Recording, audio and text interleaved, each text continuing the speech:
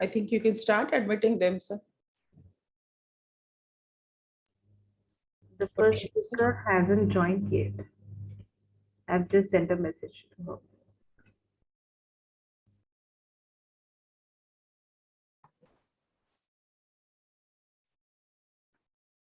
It's okay. We'll just give the instructions to students that they should be on mute this thing, and if they have questions, they can raise hands. Just instruct them. Sir, admit them, sir. Welcome everyone, all the students and parents. So it's a gentle request to all the students, please kindly keep yourself muted. And whenever I ask you to ask questions, just raise your hand, a virtual raise hand, and we will give you a chance to ask. So if the time limit is not as per what is scheduled, then your questions can be answered through mail or through the messages. We will send the email ID to you, and there will be a form sent to you. So you need to fill that form, the feedback form. So the link of the feedback form will be in the chat box. I hope I'm clear. Thank you. Good evening, children. Good evening, ma'am. How was yesterday's session? Good evening, ma'am. Good evening. How was yesterday's session? It was nice. It was nice. Which speaker inspired you all the most? The designer, Didi, I don't remember her name. Okay, that's so nice. Who else? Any Software other- engineer. Hmm? Software engineer. Oh. Software engineer. Very nice. So, who all have changed their plans after hearing to them yesterday?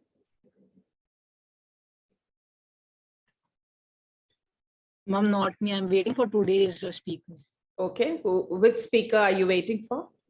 Mom, the second one, the MBA. Like I also have plans for MBA, so I'm waiting for. Okay, that's so nice. Should we begin? Ma'am, should we begin?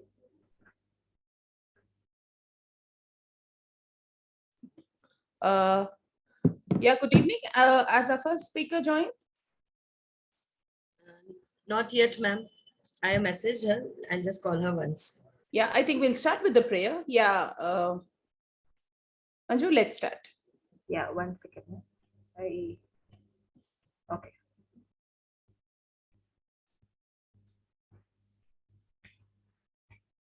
Don't be pushed around by the fears in your mind. Be led by the dreams in your heart.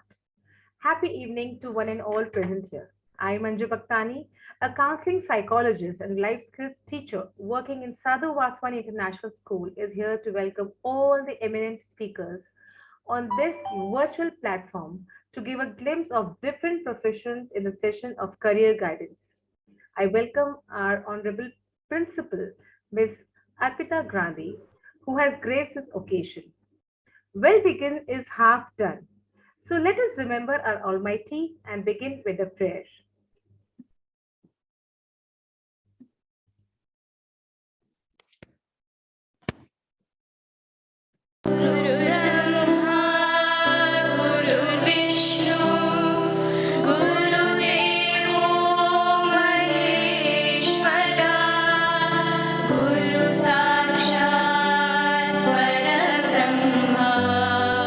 Tasmai Shri Gurave Namaha.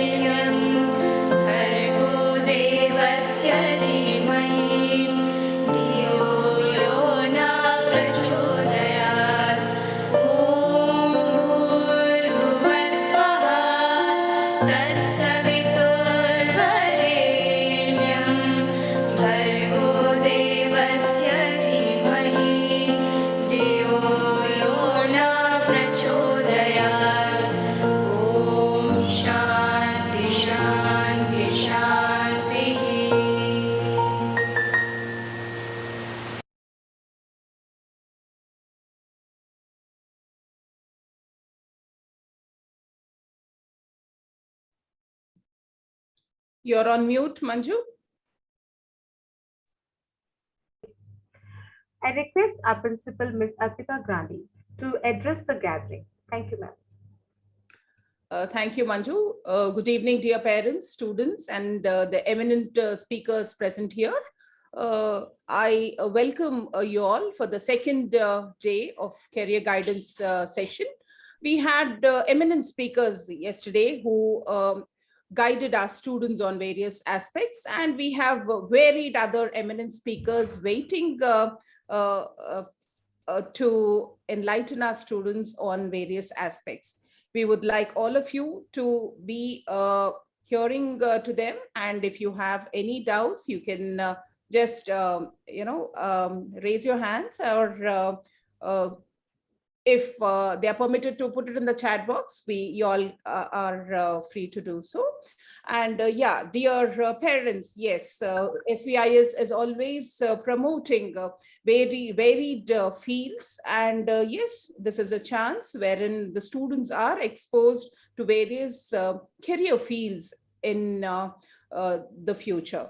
We have tried to incorporate filmmaking this time and design thinking careers, and we try to cover many career options. If you still feel that you want us to cover any more, you're most welcome to provide in the feedback form. I will not take much of a time. Manju, over to you. Let's call our first speaker. Thank you so much.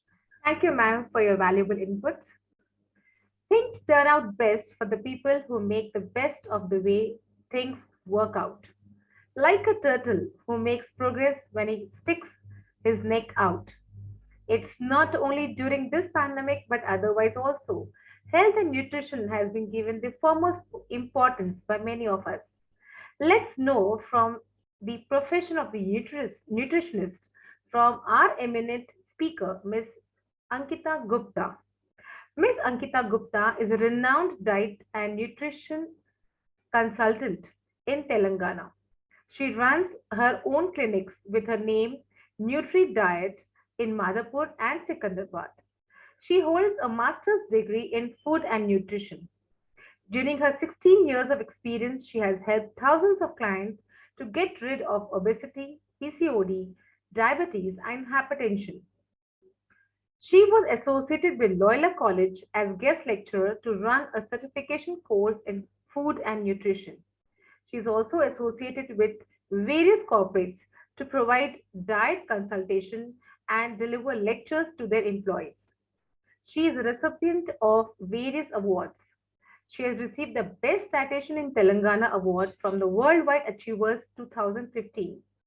She was nominated for Best Dietitian in Telangana award by TV5 Media Group 2018. She also received Vaidya Vibhushan Award from Telangana State Government's Health Minister Itala Rajender in 2019. She is on the mission to create awareness among people that all the lifestyle diseases like obesity, PCOD, diabetes, hypertension are all preventable just by lifestyle modification, diet, and exercise. Over to you, ma'am. Thank you so much, Manju ma'am, for the introduction. Is it possible if I'll share my screen, PPT? Will it be possible? Ma'am, my team will share your PPT. Okay, We have given it, yeah. Okay, okay. Desha, please share the PPT.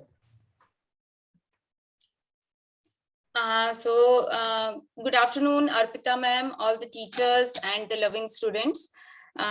First of all, I would like to thank you for inviting me to give you an idea about the field I'm in. So as mentioned by Manju ma'am, I'm a diet and nutritional expert. I have my own clinics in Secunderabad, Hyderabad, and in the different cities, Nagpur, Bhopal, and we are providing online consultations to the out of country also. We have a good number of clients from the US, UK also. So this is so far we work with more than 2,000 clients to work on their lifestyle to get rid of their medical conditions. So directly towards jumping on the diet and nutrition program, I wanted to discuss some of the details about choosing the right career. So can we have a next slide, please?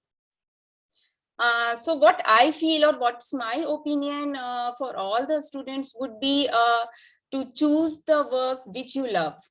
Okay, so for choosing the career, I always suggest all the students to see, if you do the job, whatever you love, you will never feel burdened. You will do that happily, with more passion, without any pressure. And definitely, if you do the work without any pressure, with more passion, you will always do excellent, and you will succeed in your life. So see, all the professions are very good. All the professions you feel like very fascinating. Okay, this is good, that is good. But I would always suggest here is to think deeply, whatever is best for you, what work you love to do, what work you feel like, okay, I can do this for hours and hours and I'll never feel tired. That is the best work for you. That is the best career for you. And here one more point would be the hard work. That is the key point. When you love the work, then only you can do the hard work for that. Okay, so always, whatever profession you choose, whatever career you choose, hard work is the key. If you do the hard work, you can reach the heights. Next slide, please. Next slide, please.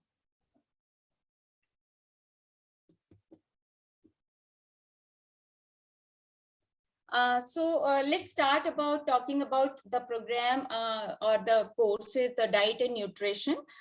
So I wanted to give you a brief idea what we do, what dietitians work basically. So 100 years ago, Thomas Edison told that future doctors will not treat the disease with the medications. They will work on the root cause of the disease with the diet and the lifestyle lifestyle change. So the time of that dietitian and nutritionist, or the time of the diet and nutrition has come.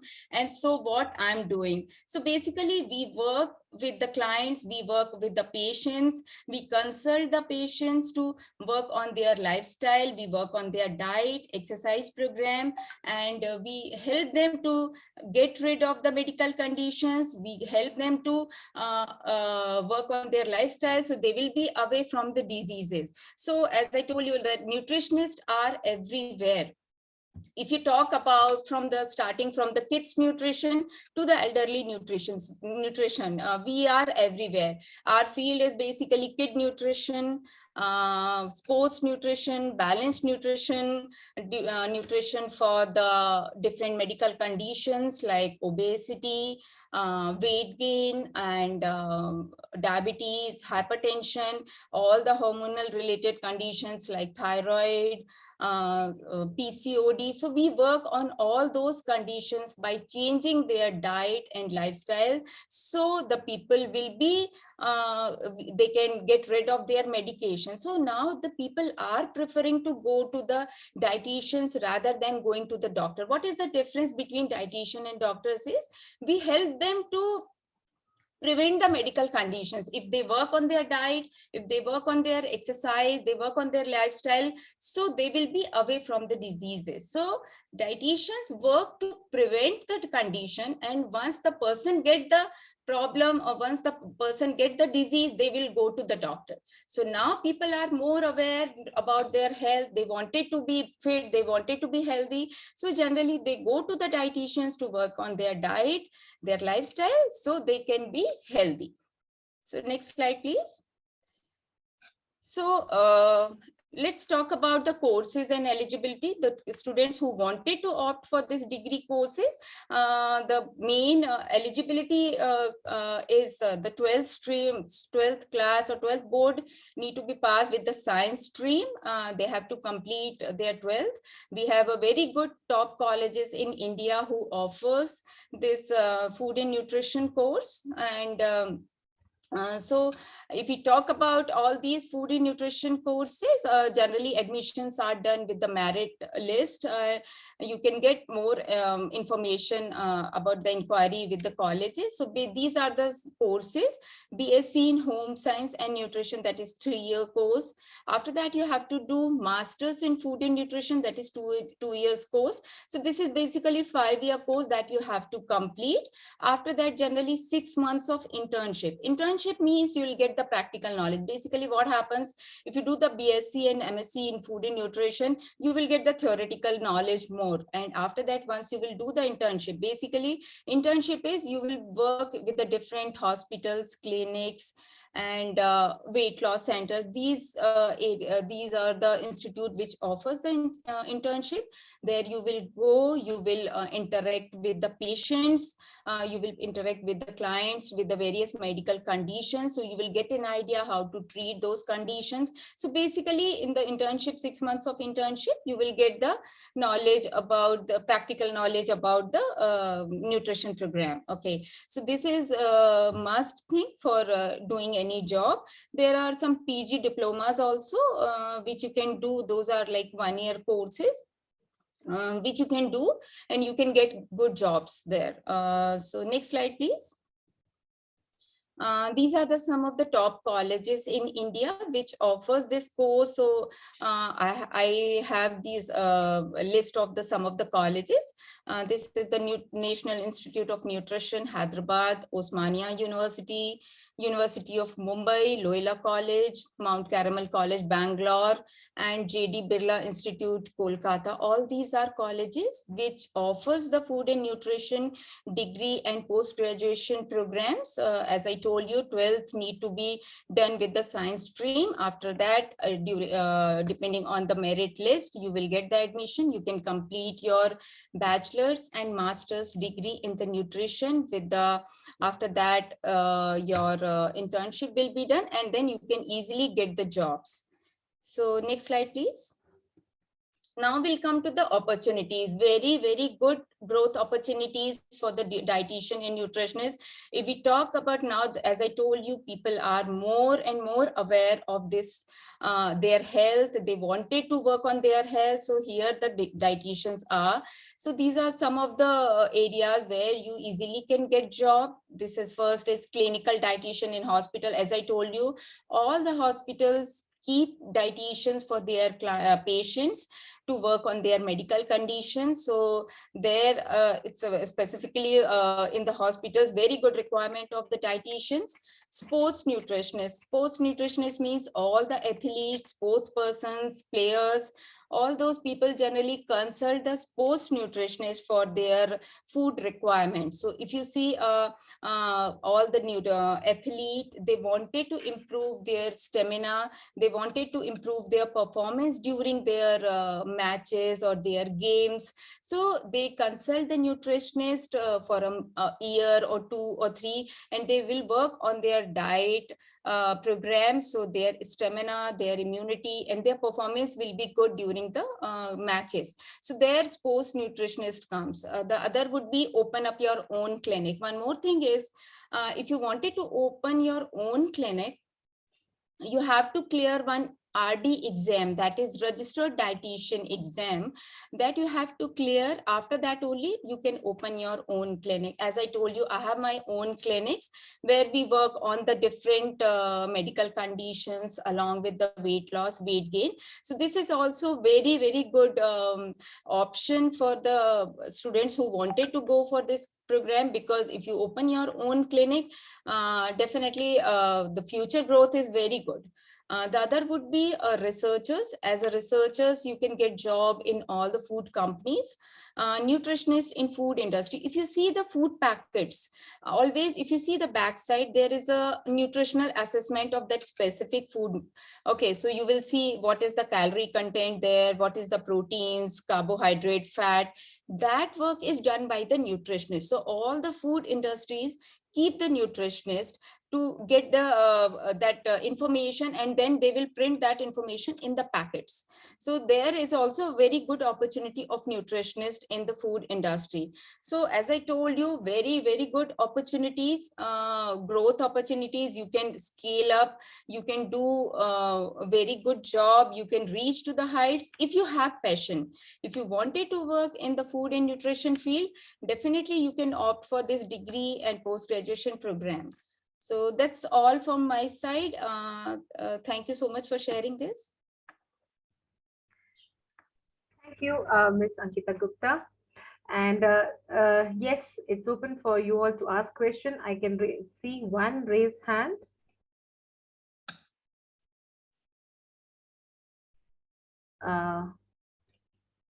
Maybe, ma'am, can you help me? There was one raised hand.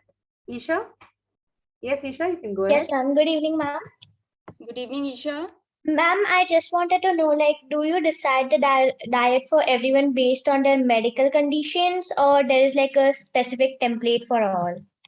No, we decide the person's diet depending on the lots of factors, like their medical conditions, their height, their age, their weight, their eating pattern, their likings, dislikings. So lots and lots of issues. We don't give any templates. Everything will be decided depending on the person's condition. Okay, ma'am. Thank you. Okay, thank you so much, Isha. All right. Thank you, ma'am, for your valuable guidance. Kindly Thank you so accept- much. Thank kindly you so accept much, ma'am, and all the best to all the students. Thank you so much. Kindly accept the token of gratitude from SVIS team in the form of a virtual card, ma'am. Thank you. Good management is an art of making problems so interesting and their solutions so constructive that everyone wants to get to work and deal with them. So true, isn't it? Let's know more about a career in management from our another important speaker, Mr. Amit Gyanchandani. He's from RS Textile, a textile and garments company in Hyderabad. He has done his MBA in marketing from University of Wales at their offshore campus in Pune. Over to you, Mr. Amit. Hello, Manju ma'am. Hello, everybody. Everybody at Sadhu Vaswani International School. Thank you for this opportunity to speak and enlighten whoever I can with my own experience as an MBA in my life. So thank you, everyone. Just to introduce myself, everybody, I'm Amit Gyanchandani. I own a textile and garments company, RS Textile, in Secunderabad. I have a background in MBA, MBA marketing and advertising, actually, from University of Wales in Pune. They have an offshore campus. They had an offshore campus in Pune, and it was a fantastic 1 year experience, 1.5 year experience of MBA. After which I moved to Bombay, and I worked with an advertising agency, Ogilvy and Mather, for around 2 years, 2.5 years. I was handling a lot of clients as a client servicing executive. You would know some brands like Dove, Ponds. I was working on Kaun Banega Crorepati also. Basically, our job was to handle the clients and manage the clients. That's what it comes down to, as ma'am said, management, and how you get into the management of business. Let's be honest, everything is a business. A small retail shop is a business. A chaiwala is a business.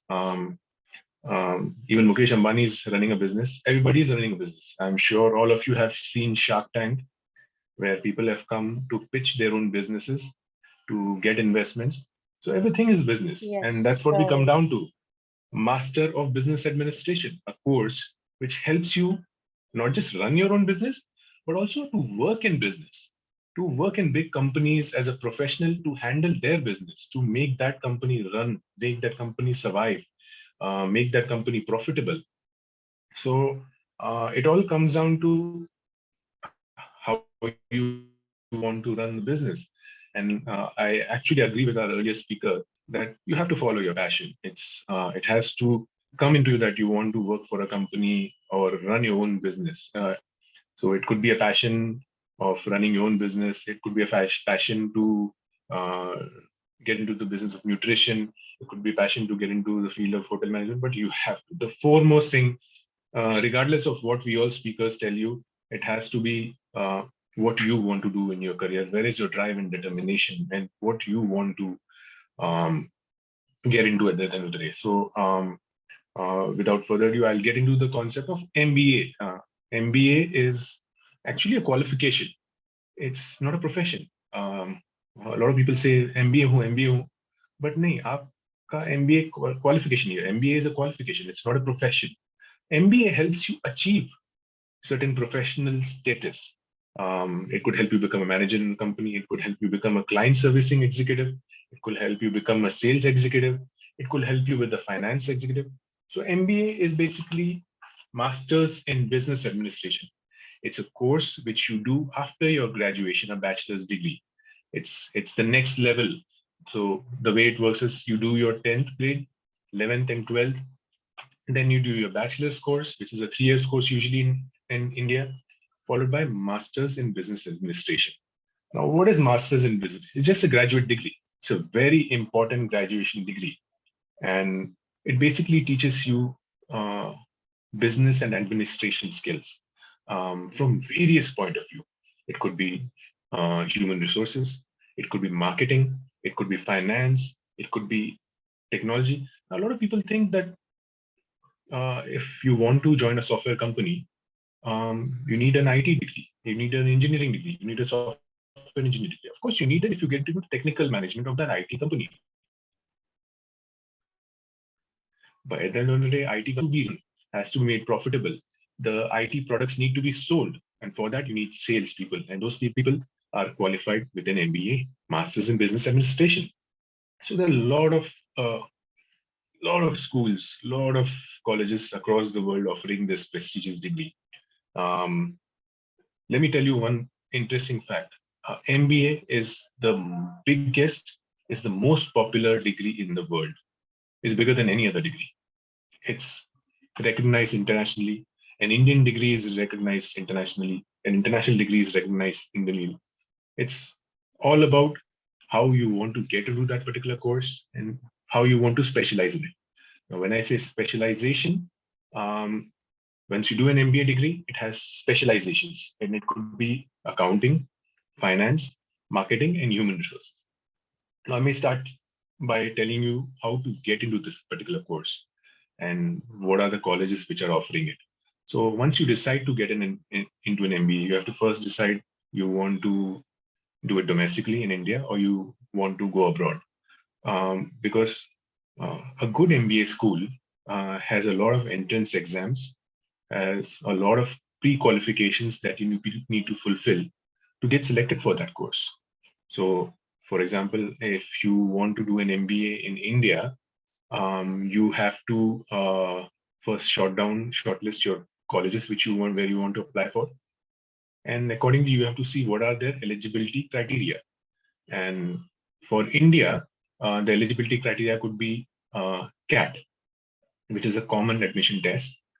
And every other institute has their own eligibility criteria. So basically, you need to fulfill those eligibility criteria.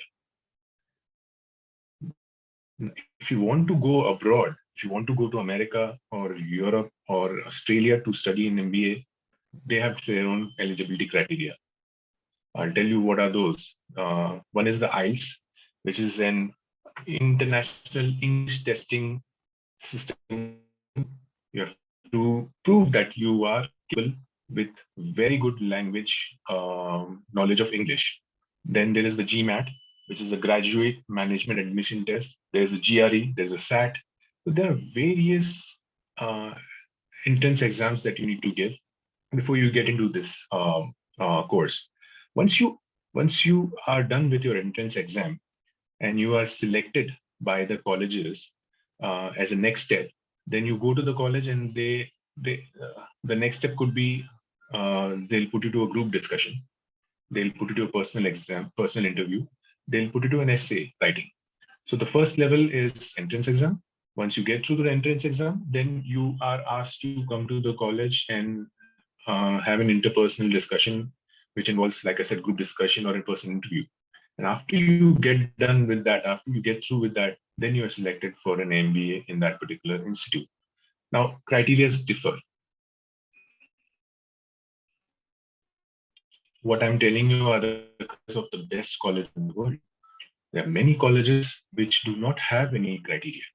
So you have to know where you want to go and how you want to get ahead with a good college. That is the admission criteria. Now, course duration. So even that varies. Many colleges in India have a course duration of around 2 years. Many colleges in Europe have a course duration of 1 year, and you need to spend 6 months offline writing your dissertation or thesis. Now, what is a dissertation or thesis? At the end of your course, you have to decide a topic and you have to write a thesis or a dissertation or a project in it. You select a particular topic and you do your research in it. You apply your degree skills, your master MBA skills in it, and submit that degree. It's like an exam. The entire course will have exams, but at the end of the day, the biggest exam is your dissertation and your thesis. And that's the final project you submit to your course, and basis your scores across the course and basis your dissertation, that's where you're graded, and that's when you're passed to get through with a flawless MBA degree, which is the best thing. Now, I've completed eligibility criteria, I've completed entrance requirement, I've completed the length of the course.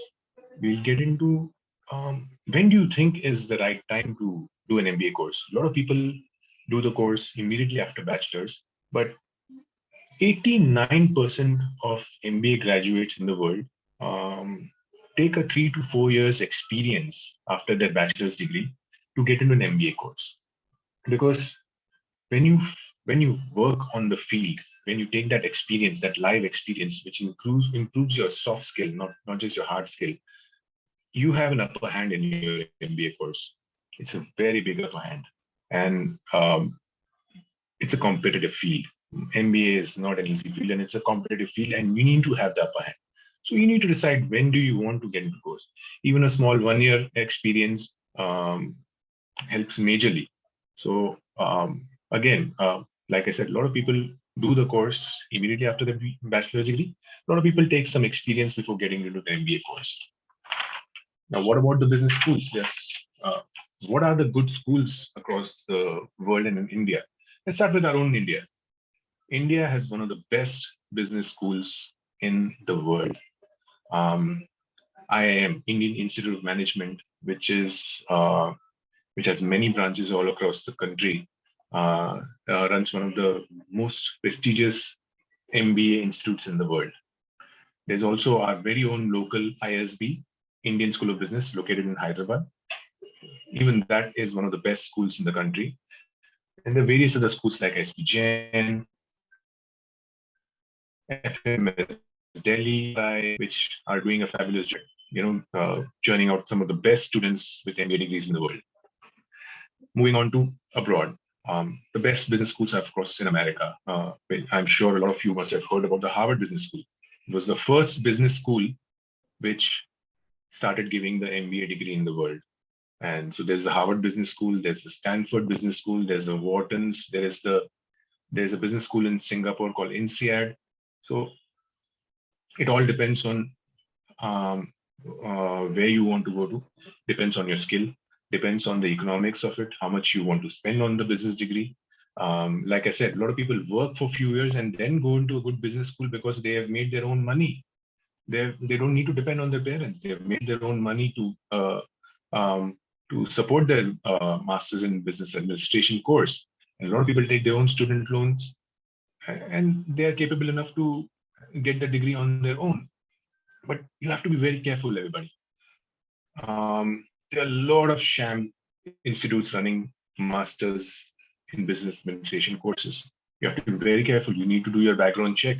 You need to make sure that the MBA degree that you're planning to get has proper recognition, has proper accreditation, so that when you show it to the employer, the company that you're wishing to join in the future, it works as a clean sheet. It's just done a business course from this particular school. So even when you ask me my personal experience with the business school that I was, it's fantastic because they really put you all the mazes of learning business administration. They teach you in the first 3 main semesters. So usually you have 4 semesters. First 3 semesters they teach you everything about business, which is finance, which is marketing, which is administration, human resources, and information technology (IT). In the last semester, you select your specialization, that what you want to specialize in, like how a doctor when he's doing an MBA, when he's doing his MBBS, he wants to specialize in a cardiology, he wants to specialize in orthopedic. So at your last semester, you need to select what you want to. And I selected to specialize in marketing and advertising. And that's when I realized the passion I had for advertising. And I took that and worked with one of the biggest advertising company in the world, Ogilvy and Mehta, and came back and I'm running my own business, handling the marketing and advertising over here. And by God's grace, that entire experience of MBA helped a lot. It was a very good experience. So uh, I'll just end this thing by telling you that no course is easy, no job is easy, nothing is easy. It all depends on the passion and will and zest you have to, make it work. And I'm sure all of you have that determination to get through and decide what you want to do in life. And if you decide to get into an MBA school, you'll you'll work on getting into the best. And I just wish you all a very best future when you're in your MBA school.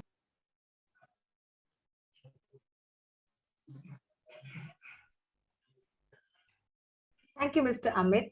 That was so crisp and quite insightful for all of us. Any questions, students? Anyone? All right. Thank you so much, Mr. Amit. Kindly accept this virtual card. Manju Thank you, ma'am, ma'am. Jyoti and Bhuvit have raised their hands. All right. Yeah. Let's go ahead. Yes, Jyoti? Hello, sir. So as you said that like after doing BBA, some people like take break or they do like MBA. So which one would you recommend? Like take a job for few years, like work, and then do MBA, or like after that immediately? I would recommend you take a break and find a job, work for a couple of years, and then get into MBA. One more thing maybe I missed out to say is there's something called an executive MBA course. It's an MBA course which is purely for all senior professionals who have worked. So I'll give you 3 instances. One, people who have gone from PBA directly to MBA, fantastic, no harm, nothing wrong in that. People who have worked for a few years, 2 years, and then done an MBA. I know some people who have worked for 10, 15 years after their BBA and directly gone to join an executive MBA course with prestigious colleges like INSEAD. And I know one of them who is the managing director of Burger King in Jakarta, purely on the basis of a BBA degree, and then went and did his INSEAD in Singapore and became the MD of Burger King company in Jakarta. So there's no fixed formula. But if you ask me, I would recommend work for a couple of years and then go get into an MBA school. Okay, sir. Thank you. Yes, Bhuvit? Thank you. Yes, sir. Sir, I had a question. Sir, should we do undergrad also internationally if you want to do like MBA from international? Not necessary. It all depends on because undergraduation course are good for a good 3-4 years. And they involve a lot of money. It's an expensive course when you go to Europe or in America to get it done. Uh, if it's possible, nothing like it. But there's nothing wrong in doing any undergrad courses in India. My personal suggestion would be there are very good undergrad schools in India. I would suggest do undergrad in India and go abroad for your masters. Sir, can you name a few undergrad colleges in India? For undergrad colleges, like I told you, you could, there are colleges like Christ College in Bangalore. It's one of the best undergrad courses in the country. In fact, my niece is currently studying in Christ College in Bangalore. There's the Narsi Monji Institute in Mumbai. There's a Sri Ram College in Delhi. Fortunately or unfortunately, the cutoff to get into a college like Sri Ram College is 98%. It's difficult, but I know many of you kids over there can actually do it. So go for it. There's one of the best undergrad colleges in India. So I would recommend the same thing. Go abroad for a mix of experience. So you'll have an experience of Indian culture, Indian teaching style, Indian rules and regulation, and also you get the best of abroad. Fine, sir. Thank you. Sir, I would like to ask one more question. Now the government has Sure, sure. declared now the government has declared that 12th marks won't be taken in considerations for joining any universities. So now we have to work more hard on entrance exam and interviews. Right. So could you give some tips, sir? Like from now only, what can we do so that we can get into the nice Yeah. university? So if MBA if MBA is actually what you want to get into, um, the best institutes don't really bother about your 12th marks, or your BCom marks. Of course, it's important. You need to do best in every field that you're doing. You need to do best in the school that you are in right now. You need to do best in the in the you need to do best in the college that you'll go to, and you need to do best in your MBA school. So it's a very good question actually, that you need to prepare well. Like you see a lot of people preparing well for their IAS entrance exams, for exams when they're going to engineering. If you want to survive, if you want to get through to good MBA colleges, I think you can start preparing for the CAT exam, CAT, Common Admission Test. Apparently, it's one of the most difficult entrance exams in the world, but you you can start preparing for it right away. After your 10th grade, you can start preparing for your CAT exam. So once you and even CAT, it's not like something that you need to prepare on your own. There are a lot of tutorials and institutes that are training you to get into CAT to make sure that you do well in CAT. So join a good tutorial, look at a lot of YouTube videos, join good online courses, understand what CAT is, what kind of expertise you need when it comes to cracking that particular exam, and you should sail through. And not just that, it's not just an entrance exam. I know a lot of people who've got good grades in CAT, but they haven't made it to the second level, which is interpersonal skills. You need to be good at your group discussion. You need to be good at your interview skills. You need to be good at your essay writing.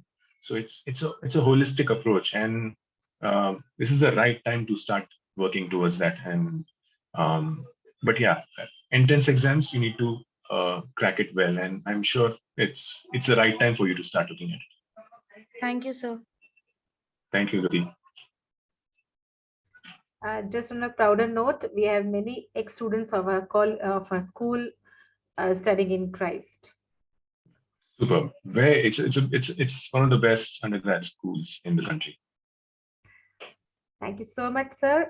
Kindly accept the virtual card of gratitude from the SBIS team. Thank you so Thank much. you, ma'am. Thank you so much, ma'am. Thank you. I don't know if it is a fact or an opinion, but whenever I hear about someone becoming a CA, I feel that if the person has accomplished the most difficult task.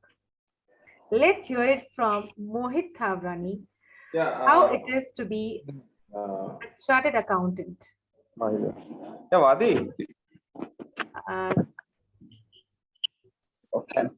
Good evening, guys and girls, and obviously all the teachers and all the students here. Firstly, whenever I start to talk, I just want to thank everyone first, because it's not been very long since I was a student on the opposite side of the screen, as you can see, obviously. So yeah, I'm here to talk about my area of profession, and I'm not going to make it boring. I'll keep it short and give you a lot of time to ask me questions. And since you don't call me sir, but you can just call me by my first name, Mohit. I can actually feel what you guys are going through, deciding all these career options in front of you. And honestly, it wasn't long that I had the same, that dilemma of what I want to do when I grow up. I'll keep it brief. I'll tell you what the course offers and what are the future opportunities once you finish the course, and also clear a lot of misconceptions about this course, definitely. So CA, if you search it on Google, it'll be like it's the toughest exam in India. Only 2% of people pass the chartered accountancy examination. So you'll compare if 100 people write it, only 2 people pass out. But I wouldn't say after doing it myself personally, I cleared all my levels in my first attempt. And I say it to everyone I find, if I can do it, anyone can. I'm telling you, anyone can. So I've never slogged for 16 hours or 18 hours, locked myself in a room and started studying for a CA examination.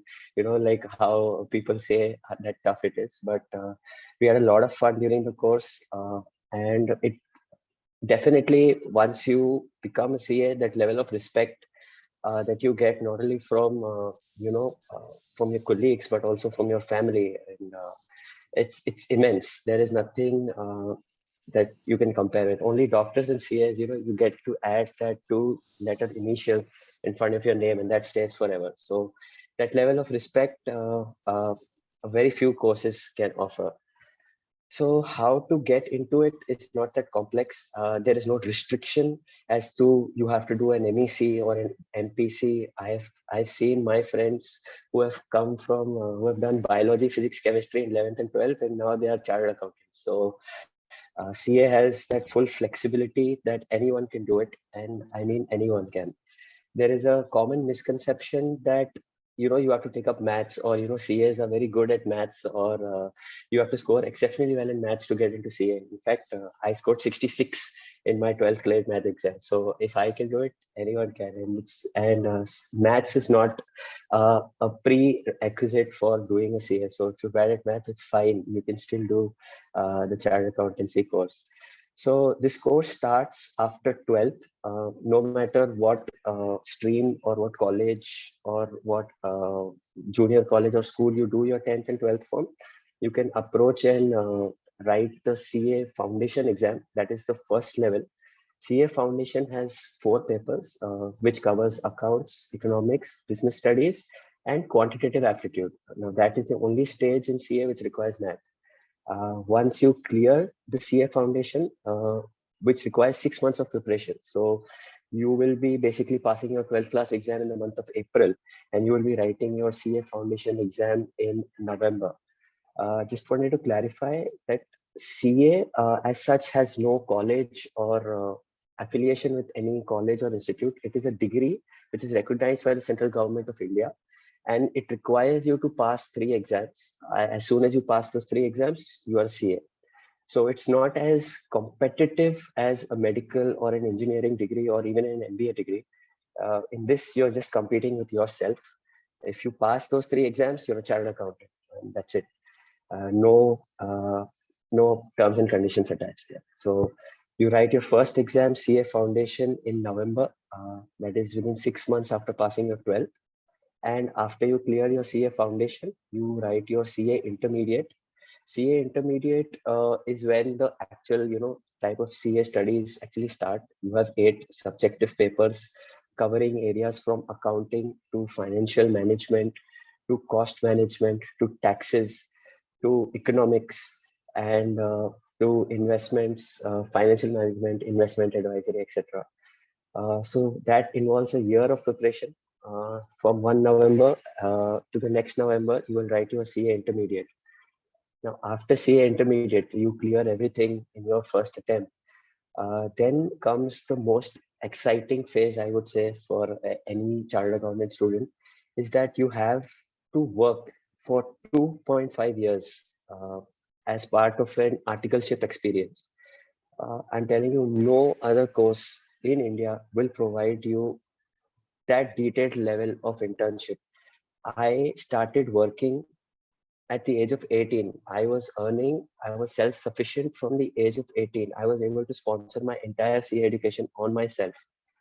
And I was like, sir just said prior, to do an MBA, you need to develop your communication skills, your interpersonal skills. At the age of 18 and 19, once you clear a CA intermediate, you will be interacting with MDs, with directors, with financial executives of companies who are aged 30 and who have more than 10, 15 more years of experience to you. And there is no other course that will offer that amount of learning. So it's a really humbling experience. Like, you are entering in the corporate life at the age of like 18, 19, and it's an experience no course will give you. You will develop your communication skills, your interpersonal skills, your technical skills, etc. So during these 2.5 years, you're not only working, but you're also preparing for that final CA final stage. That is the final exam that you have to give. That will you can write that exam only after 2.5 years of work experience. So you will be working with audit firms. Now, what audit firms actually do is they do a statutory audit of various companies.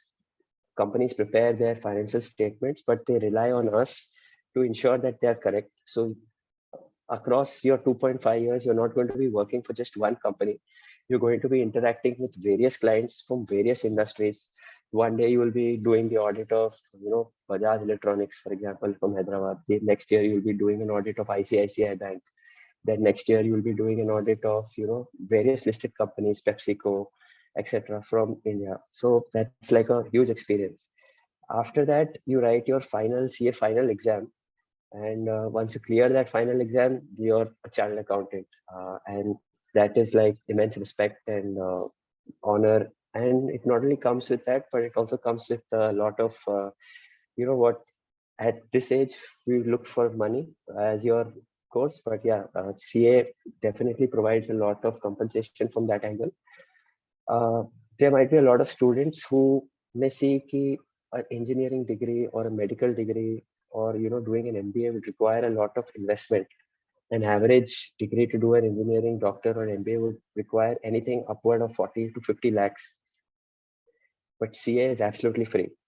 The amount that you pay for your books and your exam registration, that's it. And you earn all of that while doing your articleship phase. So there is no financial pressure to do a chartered accountancy course.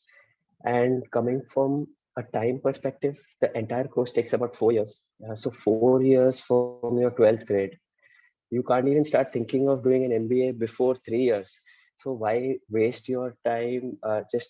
You can do an MBA. Like, I want to do an MBA right now after doing a CA. And it's much easier for me right now because I have all that interpersonal skills, the communication skills, everything. And I feel I'm in a position to write that exam at a much more easier stage now, having all that work experience. So yeah, so anybody who is thinking of doing an MBA as well can take a chartered accountancy course after 12. It's not like you have to complete it. I definitely suggest to complete it. But if you're just thinking of an MBA, you can do this as well. And then tackle an MBA later. It will be much more beneficial for you because you have all that work experience rather than just doing the theoretical knowledge. Because CA, you do study technically, but again, like I said, you have that 2.5 years of practical experience. So that helps both technically and practically in your future life as well, no matter which course you decide to go to. After CA, you have a lot of options. Anything which has finance in it, a CA can do. It's not only limited to accounts. That is another misconception. Like, we know only how to make books or balance sheet or profit and loss account. No, that's not right. We can do anything with respect to investment advisory. If you're interested in stocks, you can take up investment advisory, investment banking. If you're interested in, business consulting, suggesting businesses on how to run their operations, you can take up business consulting. You can take up auditing. That's what I'm doing right now, where we go and work with different clients, verify their books of accounts, whether they're correct or not, and then we suggest them on how to improve their operations, etc. Everything in one. You can, if you're interested in taxes, you can go to tax consulting. You can go to advisory. Anything. It's a huge field. That's what I'm trying to tell. Yes, it is tough because it requires that 4 years of absolute hard work. Not exactly locking yourself up in the room and studying, but it requires consistent hard work. I lost a lot of friends from my school, to be honest. lost time in studying and going to office, then coming back and studying. But it's all worth it in the end. We had our fun. I had friends from coaching. I had friends from office. We used to go out on weekends. We didn't lock ourselves up and just study. So it's not. I'm not trying to scare you that CA is very tough course, but yes, it requires that level of hard work and that continuous effort. You can't delay everything to the end right before the exam. That's for sure. So, but any course will require that amount of hard work, and so I'm trying to say, ki it's an amazing experience what I've had, and I definitely think it's worth a shot because it does not require any investment from you in amount of money. You can do your normal BCom or BBA along with a CA.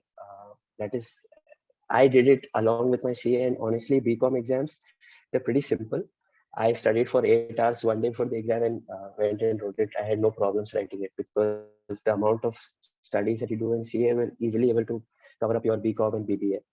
So it's not a waste of time. You can do CA along with your undergraduation. And then once it's time for MBA, you can take up an MBA as well. So it's a wide field what you can do after being a CA. Uh, if you have, again, I would say ki, if you have any questions, not only with respect to CA or finance or anything, or just with respect to what should I choose, even in my 11th or 12th, I'm ready to answer because I've went through that dilemma myself. I even went and wrote MPC exams, entrance exams for various engineering colleges, and then I took commerce. It was a huge dilemma at that point of time. So I'm ready to help you. I know what you guys face. It's not been long, like I said. So that's it from my end. Uh, any questions that any of you might have? I hope you have a lot of questions. So Yes, thank you. we have Shreya. Yes, mom. Good evening, sir. I'm Yeah, Shreya. good I had evening. a question regarding which course to take. Like in our school, they offer with the basic subjects of commerce, we have two optional subjects related to CA, that is E-ship or maths. Would it be better to take E-ship or maths if you want to opt for CA further? You can take eShip, or like I said, once you go to CA Foundation, so the basic level of CA Foundation is they teach you everything what you study in 11th and 12th. So if you study eShip in 11th and 12th, you will have a slight advantage in the eShip part of CA Foundation, but you also have maths in CA Foundation. So doesn't matter what you take, either eShip or maths. I personally took maths and business studies. Once or CA Foundation will basically set the level.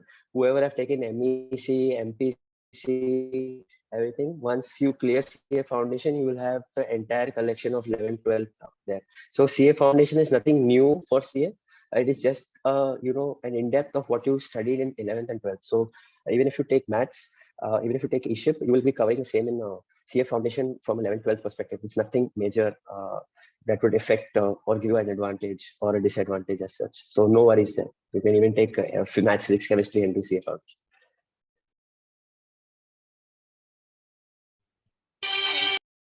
Any more questions?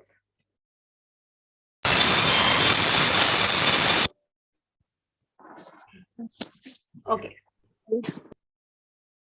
All right. Thank you so much, Mohit. I feel proud to call you Mr. Mohit now. So, and yes, the misconception. Dinesh has raised his hand. Dinesh, would you like to ask something? Unmute yourself.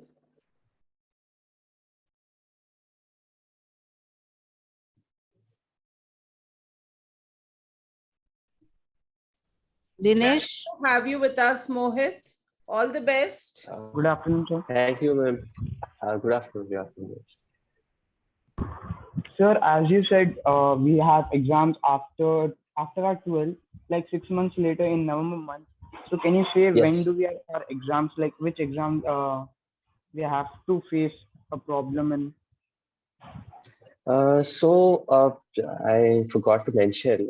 So as soon as you clear your 12th, again, if you are doing a CA, okay, your 11th, 12th grades should not matter as much as the CA foundation grades. So as soon as you clear your 12th, you start your CA coaching. I did my entire coaching from RCA. RCA is an institute here in Hyderabad. So I forgot to mention the institutes where you can go to. There are various institutes you can go to RCA. So as soon as you complete 12th, you register for the CA course. After you register for the CA course, you will be eligible to write your CA foundation in November of that year in which you pass your 12th. The coaching starts immediately within like 10-15 days, or after you write your final 12th. You don't even have to wait for your result. Nobody will wait for that. You have to score the minimum amount of grade to write that CA foundation. There's no compulsion there. So as soon as you finish your 12th, you register for your CA foundation level exam. You go to coaching. Within coaching, they will give you 2 months to study on yourself, self preparation time, and then you go to the center, allocated center, and then you go there and write your CA foundation exam. And after CA found, so the main challenge, what people say that the CA course is tough, comes at after passing CA intermediate, when at that time you have to manage both work, studies, because you have to prepare for your final exam and you have to work. So that gets a little bit hectic because you have to attend classes from 6 to 9 in the morning, and then 9:30, 10 o'clock report to work. And that work will be stressful. It won't be easy. That is for sure, because audit is a consulting industry and it's a client-based job. So it will require some late nights, and there are days that you'll come back at 12 o'clock. There'll be days that you'll come back at 3 o'clock in the morning. There are days I directly went to class next day. So that amount of level of hard work is there, but the amount of learnings that you will get is immense. Trying to manage that studies and work at the same time could get a little challenging, but that is the point where a lot of people call it quits. And that's when people say it's really tough and you can't manage, because it requires a consistent level of hard work and effort to write that exam. It's not a simple exam. But yeah, if you have that consistent level of hard work from day one, like from day one, you're starting to study little, rather than pushing it like 6 months before the exam, have to start and finish everything, then it's impossible. Then you will never be able to clear it. So it requires that consistent level of effort from the start. Then you will be able to do it without any problem. I've done everything in my first attempt, and I think it's very possible to do it for anyone here.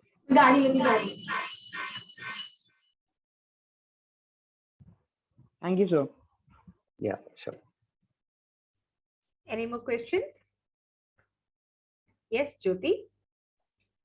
Yes, ma'am. Sir, like as you said, you have to be very determined, focused. So how did you manage? Like from grade 12 only, it's very hard on focusing on studies, and then again doing CA and just focusing on that and being like determined, like I have to achieve. Like there are many times I just quit. See, I'll tell you, this is a transition phase what I went through. Okay, so after 12th, okay, I can see what you feel there. So after 12th, I gave my last 12th exam on 31st March 2016, and I joined my CA for coaching on 1st April. That is, I didn't even get one break. You say your parents tell you 12th के बाद तो जिंदगी easy है, you can do whatever you want and all, but I didn't even get one day of holiday. I just came down breaking, crying ki what have I got myself into. Like I just wrote my 12th exam. I need some time for myself. That breakdown will happen once you clear your 12th, because you don't feel ki you just finished your 12th grade and you need a break. You need to have fun. All your friends from colleges who have not done CA, they're just doing BCom or BBA, and they're enjoying. They have colleges from like 10 to 1, and after that they have all the free time, and you're here sitting in coaching class right after your 12th, from 6 in the morning to like 5 6 in the evening. What is going on? This is not what I signed up for. Yes, that will happen in CA foundation, because you don't have that. Once you study in 10th, 11th and 12th, you're writing that exam because you have to. That is the mentality.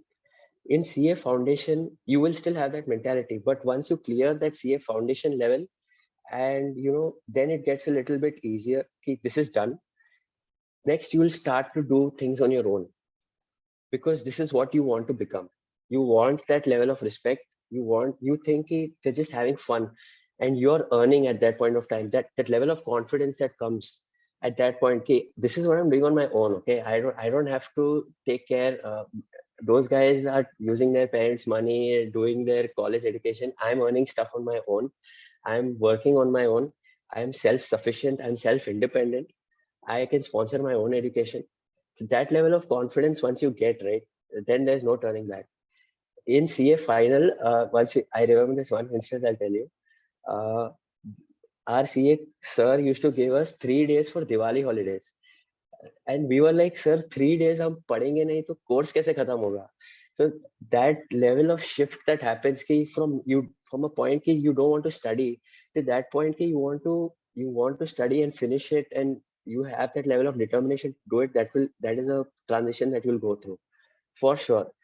Don't demotivate yourself at that day one. My friends are enjoying and I'm here studying. That is demotivating definitely at the start, but it'll, all those sacrifices, everything will be worth it in the end. Trust me, when you get that degree, when you see those two words, pass, and you're a chartered accountant, that feeling is unbeatable. That 5 minutes, once you see the result, is unbeatable. No course will give you that feeling, because it is an immense pride and respect that you get once you clear that examination. It's an amazing feeling. I was in tears when I saw that, and my mother was in tears. So that level of respect, it'll make it all worth it in the end. So if you feel that way, ki you want to quit and all, just remember those 5 minutes worth.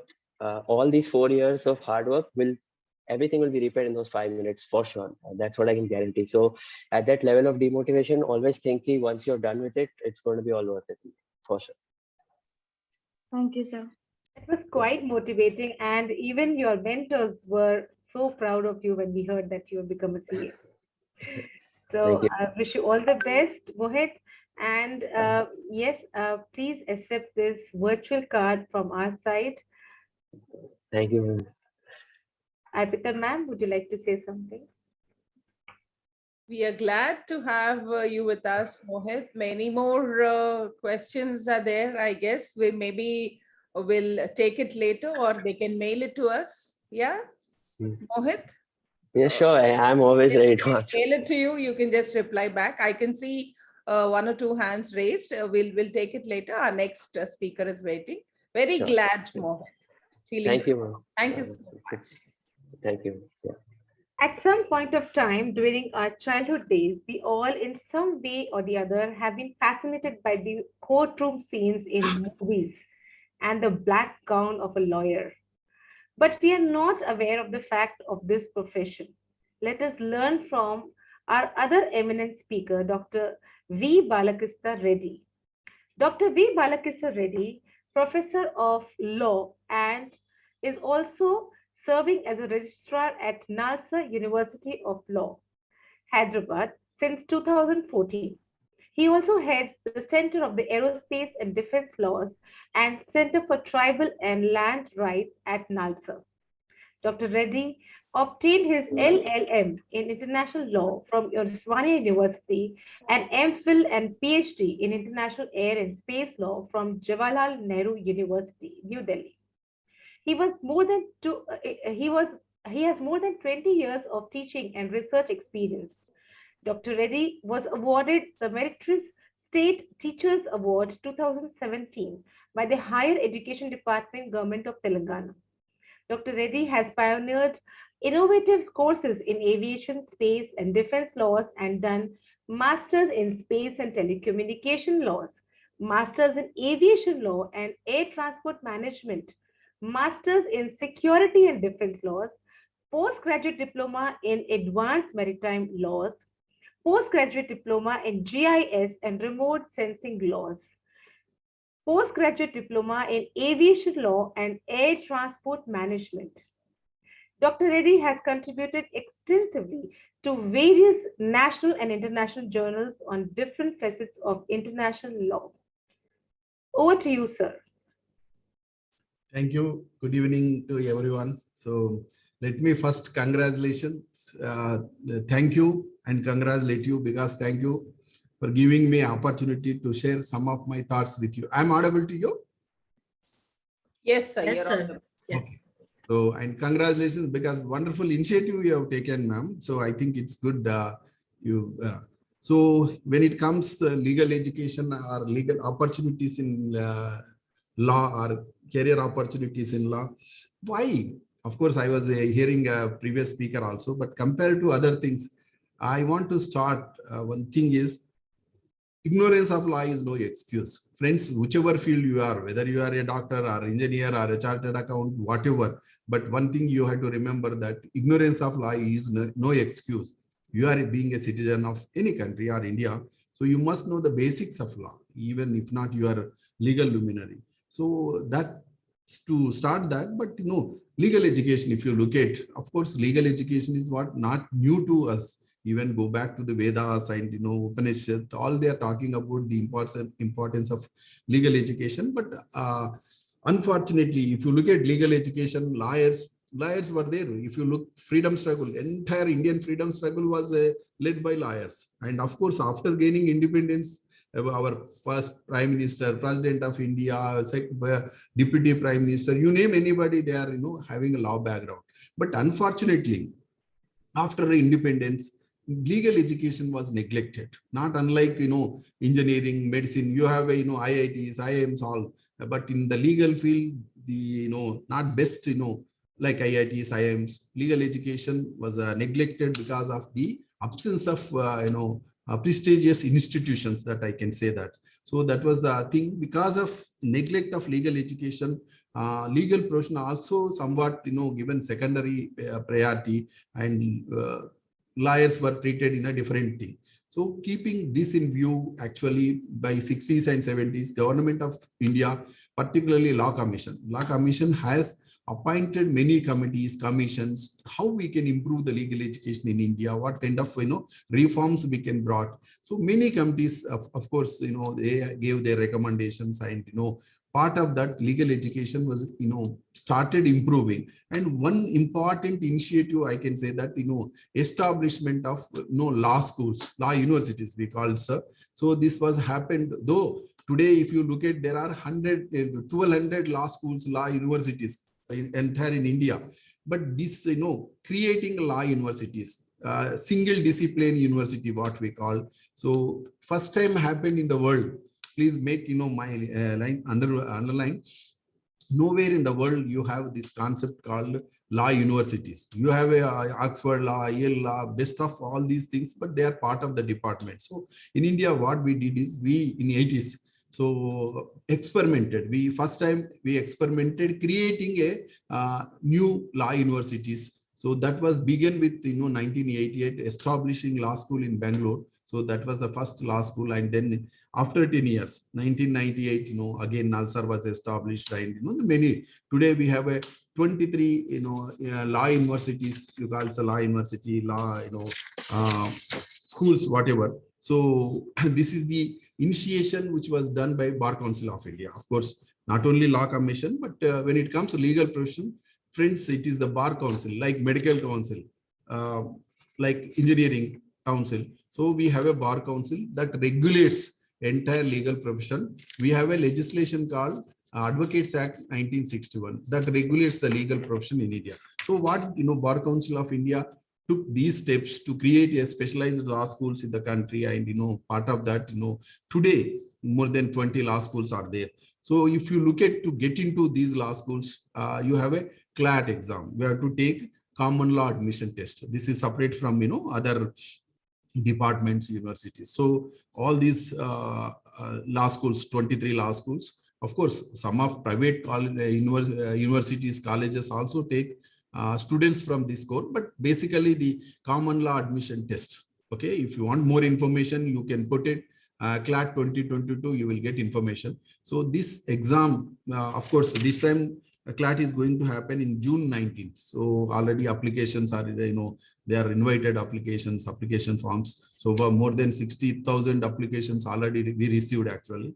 So this exam, of course, this exam is, test based on the English language, general knowledge, elementary mathematics, then, legal aptitude, logical reasoning, like comprising 200 questions in, 2 hours. So this is a testing all these streams, okay, whether you are, you are into mathematics or science or, social sciences, whatever, keeping in view of all streams, the question paper will be set and, they will test you. Of course, there is a 0.25 minus marks also there in the CLAT exam. So this is the, to get into the law schools. But if you look at the success of law schools in general, and I'll speak about NALSAR in particularly because I am, part of the NALSAR, I am a registrar. So these law schools, just now I mentioned you friends, legal education was neglected. We are not contributing much to the bar and bench. So that's the reason why they, to fill that gap, the government and bar council and law commission, all these put efforts and they created. So with that, for example, take, NALSAR, our objective is to create professionally competent, technically sound and socially relevant lawyer. That is our motive. Of course, there is a criticism saying that you don't produce socially relevant lawyers because most of your students are going to corporate. Of course, yes, it is to some extent because we as a teachers are law schools, our job, our duty is to impart education. What kind of path you will take, it's up to you. So that is a different thing. But here, the placement scenario, if you look at these people, these students, when I say placements, of course, I have to give example of Sadhu Vaswani. Mr. Shantan Reddy, of course, is my son, but Shantan, got admission in NALSAR.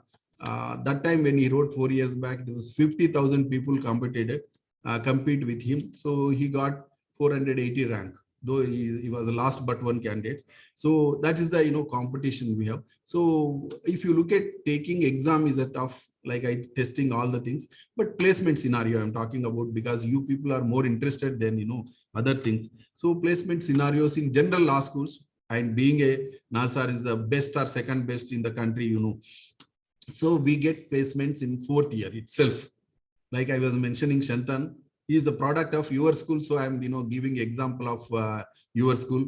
He is in 4th year now, 4th year, but he got placement in Amarchand Mangaldas. His package is like 18 lakhs per year, means around, 1.5 lakh per month. So companies will wait for, maybe another 1 year plus now. He will finish his exam, his final exam in May, June next year. So till that time, the company Amarchand or any company, so they will wait. That is the scenario. By the time they get into 5th year, most of the placements I can say that happens in NALSAR, and it is true with some of the other schools, but compared to other law schools, Hyderabad package is better. Hyderabad placements are better. That's why I'm talking about NALSAR. So this is the situation when it comes to placements. So how our people get placed? Okay, that's the point. So if I say that 15% of our students go abroad for masters, LLMs, maybe Yale Law School or Oxford Law School, better law schools in the world, then 50% of our students placed in multinational companies, so international law firms. That is then 60%, majority of our students placed in corporates in India. So then 10% of people go for practice. So this is a thing in NALSAR. So placements, no problem at all, because 1 year companies will wait or corporates will wait. Sometimes people ask, how about your placements? We said, our placements are like 150%. You may ask, how 150%? Because some of the companies will go back without having a candidates. So that is the scenario, we are now in NALSAR. So we pay definitely, but once we invited companies, we can't tell them that we don't have students. So we have to request students who are already placed, but sit at least dummy, so that if we won't give students, then they won't come next year. So that kind of scenario which now we are facing in NALSAR. But friends, I am not hiding. But if you look at law and legal profession, lawyers conditions outside is different.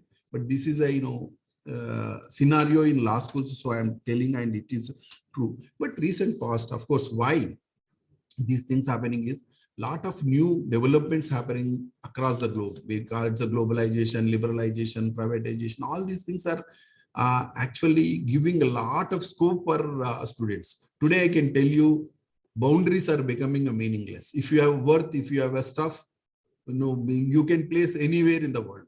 So, like, I don't know, but most of you are students, so I'm sharing. There are some, there is agreement called WTO GATS agreement. That's called General Agreement on Trading Services, including legal services. Earlier, speaker was speaking about chartered account. I can tell you, friends, today all the professional courses are now part of the international treaties. So if we are worth, we can get placements anywhere in the world. Again, I am using that. So these kind of scenarios which are happening in the general, but more particularly in the legal profession. Law was considered secondary thing, till recent, but last 15-20 years, last 2 to 3 decades, I can say that this is the scenario. I'm sure this will continue for years to come. But today, a lot of competition is there. That's not easy. That getting into law schools, and of course placements in other places. But I'm telling, I am sharing my own experience of Nalsar. So new opportunities. Earlier law means only practice, but today those things are gone. That's why I said 90% of my students are settling in other corporates and other things. Only 10% of students are going only practice. So when we look at practice is the least preferred thing in the contemporary context, but because they are getting opportunity. The person who gets 1.5 lakh or 2 lakhs per month, why should he join and he struggle? Because legal profession is noble profession, but initial stages one has to struggle a lot. So that was the thing. Today things are changing, and lot of, when I say, I use the word globalization, liberalization, all these things are making lot of opportunity, including private sector. Litigation is, private sector, public undertakings, law firms, law companies, companies, international MNCs in law. So all these IP firms, then taxation firms, these are companies which, they are placed. So that's why new areas of practice and new areas of opportunities are coming in the legal field. And of course, India, I said again, I'm repeating, we have made an experiment in the legal education, and that experiment, I can say that is a fruitful experiment, a positive experiment which is happening. And our students are earlier, if you look at, friends, when you go abroad, you will find Indian doctor or Indian engineer. You never find Indian lawyer. That was the scenario. But today, because of the law schools, establishment of law schools, slowly that legal fraternity or lawyers also now competing with other professionals, and our presence is happening elsewhere in the world. That is the point what I am trying to put here. So this is what I thought I'll say it. Of course, I want more from you. So if you ask question, then I can ask. But this is general thing I just want to share with you all. So now open for questions. I want you to interact. Then I will answer your queries, or if you have any doubts, clarification. So with this, I'll stop here, ma'am. Of course, I invite their questions or doubts. Anyone who would like to ask questions?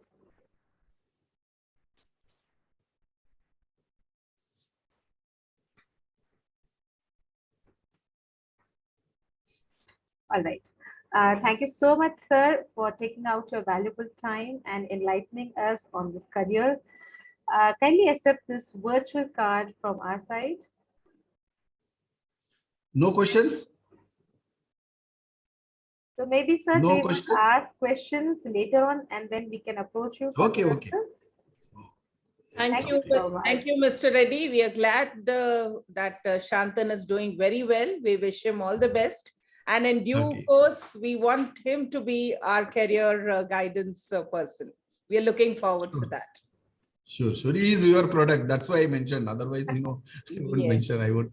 Yeah, we're glad to know that. Thanks a lot. Okay. Thank you, Thank sir. you. Thank you, everyone.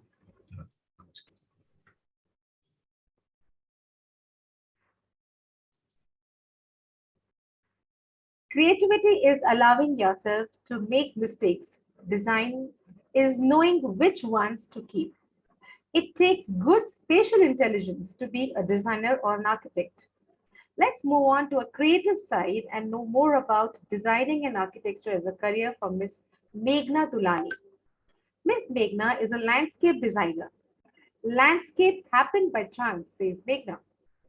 Ever since the age of 15, she wanted to become an architect and was always intrigued and fascinated by the buildings and geometry. Armed with a B.Arch degree from CSIIT Hyderabad, Meghna stepped out into a wonderful world of design, gaining experience with various firms in Hyderabad and Bangalore. The Pinewood Studio opened its doors in 2014 with a sole aim to reimagine the sphere of landscape design. Meghna has a bug in the bone for travel, exploring new places and food. And yes, she surely loves to cook. Being a dog mom, her love for animals and in particular dogs takes front seat. She actively volunteers for Divines Hope, a clinic for abused and abandoned dogs. Over to you, Miss Meghna. Thank you so much, ma'am. Thanks a lot. Good evening, principal ma'am. Good evening, all the teachers. And hello, all the friends. I'm Meghna Dulani. I'm principal architect and partner at the Pinewood Studio. So architecture happened to me because of my uncle. He's an architect in Bombay, and when I was in 8th standard, I happened to meet him for a family function, and I was so enamored by listening to his stories, the kind of work he does, and I think everything is history now. Like, there's nothing else that I wanted to pursue apart from architecture.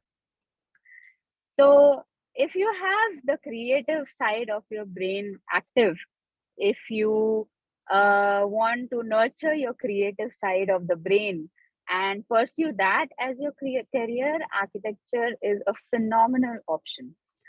It does require a lot of hard work, same as all the other wonderful career counselors that we have heard today. It also makes you extremely independent and extremely outspoken, because every day is a new day. Every project that you deal with is a new project. It's not like you have to work on one thing from morning to evening or 7 days a week. The number of projects that you're doing, every project is going to ensure that it brings out the best out of you, and you need to keep proving yourself, and that is how you become a brand or a name in the city. So we also have like a lot of site visits. So we are on the road. I am on the road right now, and that's why I have a beautiful wallpaper from one of our projects. It is of Voxen University. We've done the landscape there for the university. So almost like we do about 6 to 7 site visits every day, and there are a lot of questions that are that come from contractors, from clients, from vendors. So it's a tough job. It's a tough job, and being a landscape architect, we need to stand under the sun or rain or whatever the weather is. We don't have a shed on us. So talking about landscape architecture, it is a specialization in architecture field. Architecture is building architecture, then you have interiors, then you have landscape. Apart from this, you also have urban planning, then you have structural engineering. So there are a lot of different levels in the same field. So I happened I happened to choose landscape because I was more motivated towards doing something which I could do something better for the nature and for the world. So that's why I opted for landscape. So landscape is everything that you can see beyond a constructed portion. So outside the house, whatever the open area is, that comes as a scope for us to do of the treatment. Now, we've done a lot of residences, so we specialize in residential landscaping. So a lot of people, a lot of houses, a lot of residences, farmhouses, and gated communities. We design swimming pools, we design sit-out areas, we design barbecue places, we design play areas for kids. So it's very interesting, and every project motivates us to do something really new and something really out of the box. It's you we need to know it's so there's a difference between landscape architecture and botanical specialization. We don't need to learn all the names when it comes to landscape architecture. Landscape architecture is more about planning the entire space, planning the aesthetics, planning the usability of how the client is going to use, what all do they want. Do they want a swimming pool? Do they want a sit out area? How are they going to use the space? So landscape, it gets divided into hardscape and softscape. Hardscape is more of the constructed area, like the pathways, the parking areas, and softscape involves plantation. So in our college, we were taught the basic names of the plants which sustain in Hyderabad weather. Coming to college, I have done my course from CSIIT. After 12th grade, so when I passed out, the things were really different. But today, as of now, if you want to pursue architecture after 12th grade, you need to appear for JEE exam, and then you need to appear for NATA. So NATA is a special exam which helps you apply to the architecture colleges. And if you plan to get into an architecture college and if you plan to write NATA, then it is always good to take coaching class for NATA. So there is a short 2 months course which is available for appearing for NATA at MASAP time. So you can just Google that and you'll get that info. I have done my architecture from CSIIT College, which is located in Secunderabad, in the same compound as Wesley College. It's a 5 years course. Yeah, it's long. It's like doctoring, but yes, it's a lot of hard work. It's a lot of late nights. It's a lot of submissions, projects, design projects, and then we also get to see monuments. We go for walks. We have a lot of sketching involved. So it's a very, very fun course. We didn't even realize where 5 years went.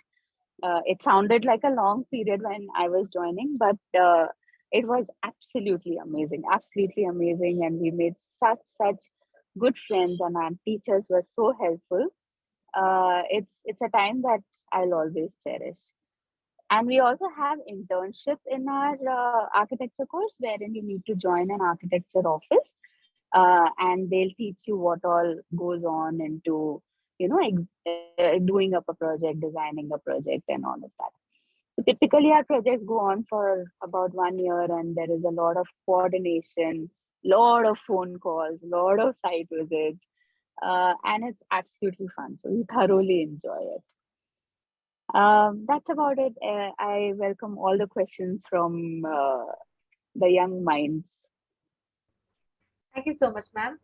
Yes, Komal, you have a question. Yes, ma'am, I had a question. I am not all good at drawing. So I would like to know, can I be an architect? Like, I would like to know in exams, do we need to draw sketches? Yes, so like I said, you should take up the training for NATA exam. It's a 2 months training, and they'll teach you. They have sketching classes. They have how to draw to scale, how to draw to measurements. They'll teach you all of that. And once you practice it, you get a hang of it. And then when you join the architecture college, there are a lot of sketching classes that will go on. So you'll eventually get a hang of it. But you need to ensure that you have a creative side to yourself, because architecture is all about creativity and new ideas. And, on the go, you need to like be very creative and give solutions, come up with creative ideas. That's all you need to join architecture. Thank you, ma'am. I had another question, ma'am. How much time it took for you to become an architect, ma'am? So 5 years is a course. So after 5 years of your bachelor's of architecture, you are a valid architect. You get the degree of an architect. Okay, ma'am. Thank you so much, ma'am. Thank you. Thank you so much, Meghna ma'am, for those valuable inputs. I'm sure the students are going to benefit out of this. Can we accept this Thank virtual you so thank you much. card from our side? Thank you, Meghna. Thanks for being with us. Thank you so much, ma'am. Thanks a lot, ma'am.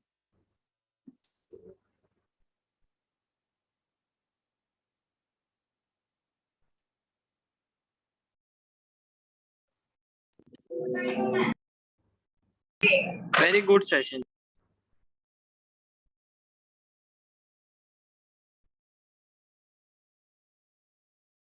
Do you know what is the hotel service tip? It's always it's always give excellent service.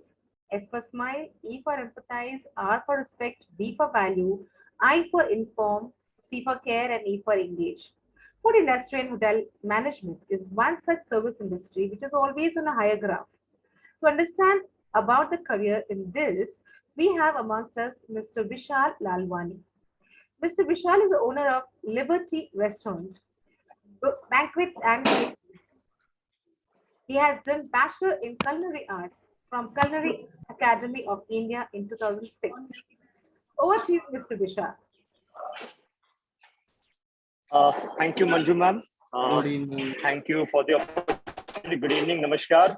I am Vishal Lalwani from Liberty Caterers, Ala Liberty Restaurant. Thank you so much, Sadhu Vaswani School and the admin for the opportunity. So as you see, we are in a kitchen right now, and we are preparing for the session that is coming up. I'm a chef by profession, graduated in 2006 from Culinary Academy of India. It's in Vanagar, Begumpet. And then I worked in Taj Krishna for a year and then joined a family business. So just to give you a brief heads up about this industry as a whole, even though I've graduated as a culinary chef, we are into restaurant, banquets, catering, and the other aspects of hospitality also. So this industry of hospitality involves kitchen, it involves housekeeping, it involves front desk, and obviously the other admin part, there is a purchase and the accounts and the customer relationship management and all that. Basically, guys, it's a very creative industry, a very fun to do in the industry, and many people say that this is a recession-proof industry. क्योंकि आदमी खाना तो 365 days खाएगा ही खाएगा, दिन में 3 बार, 4 बार, 5 बार, तो obviously they would want to, roti kabab makan.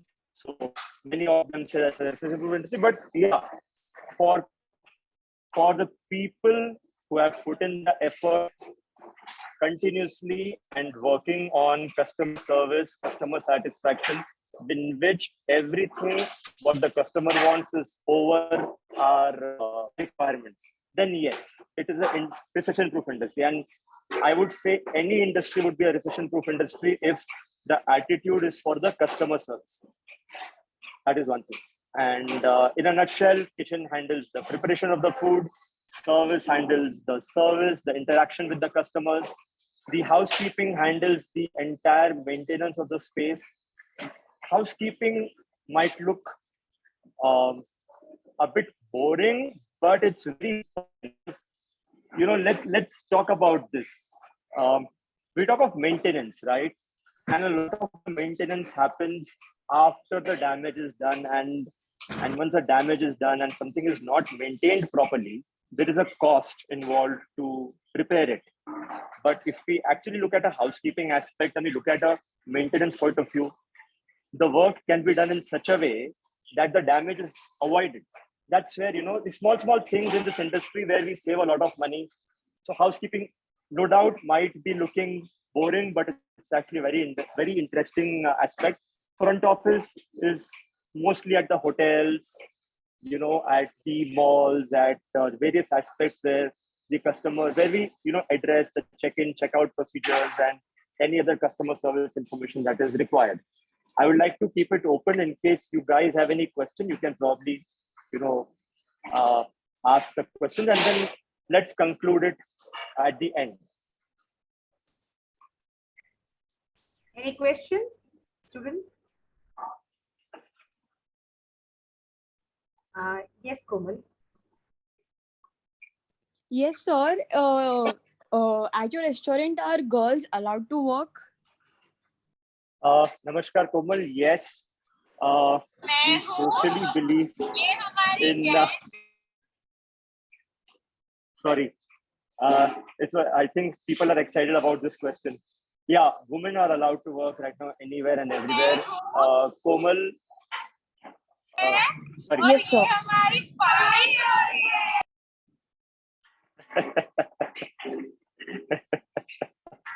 That's nice. Yeah. No, that's fine. It's good to have this small element of fun. So, women are allowed to work in every industry today, Komal, not just in the restaurant or in the banquet. I think the mindset of people have changed, and the onus is even on ourselves to make it happen. I mean, there are some times where we can, put the blame on the society, put the blame on, the circumstances that are around. But I think even we can take up in our own way if we are passionate about what we want to do, and we are committed. There is no reason that it's not going to happen, whether in the restaurant or by yourself or in a hotel, as a friends coming together to form a startup of the restaurant. It's such a dynamic industry, Komal, this hospitality industry, that people can become entrepreneurs with a starting investment of 5 lakhs, and to sky is the limit. So most important is, one, about your passion and about your commitment. That's the most important, and I'm sure you can make it happen. If I've answered your question, probably you can move ahead. Yes, sir. I had another question. As I've heard Two many questions. people. Yes, sir. This is the last question. No, please go shoot. Yes, sir. Actually, one of my relatives is a worker at a restaurant, a different restaurant, sir. So they told like it requires a lot of hard work, time, and we get tired a lot. So is that true, sir? Okay. So you said it requires a lot of hard work, time, and what else? It requires, and we get tired a lot. So is this true, sir?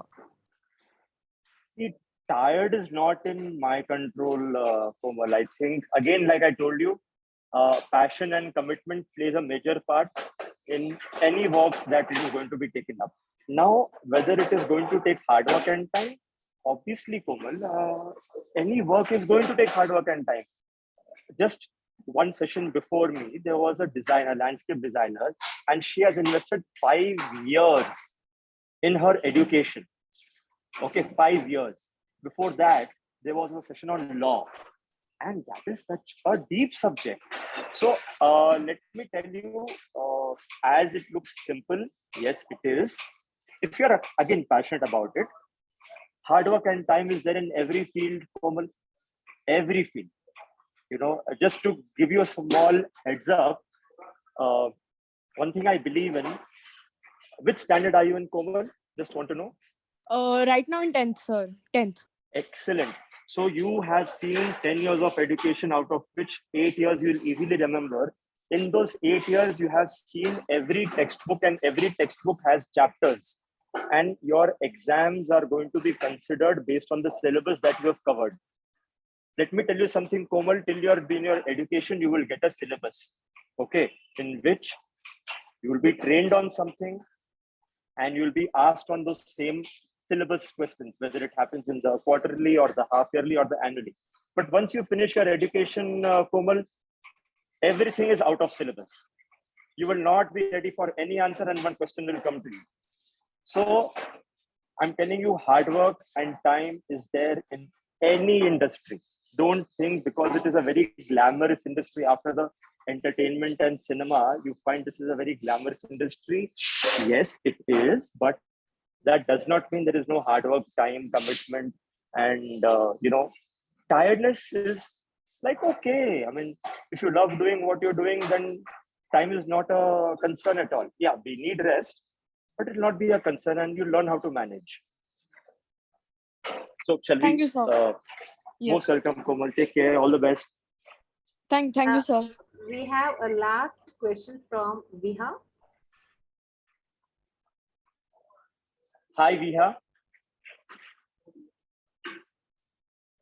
Viha, go ahead. I think you need to unmute yourself or just check.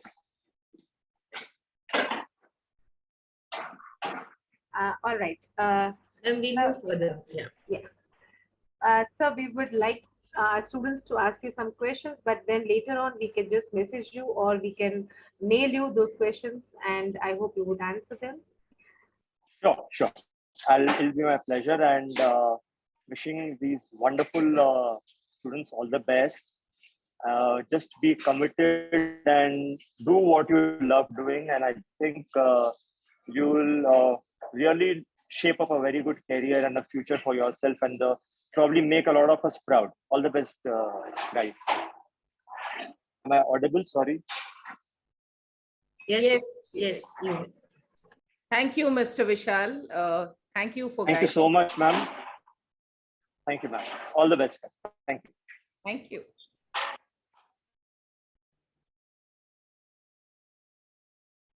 So please accept the virtual thank you card from our end.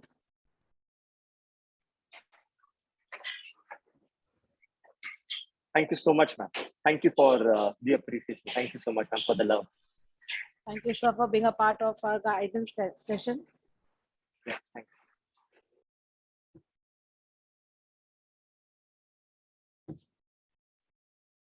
Maybe, ma'am, I think we have lost connectivity with Manju, ma'am. Okay. Now we have the last guest only from Achal Shroff from Atlas University.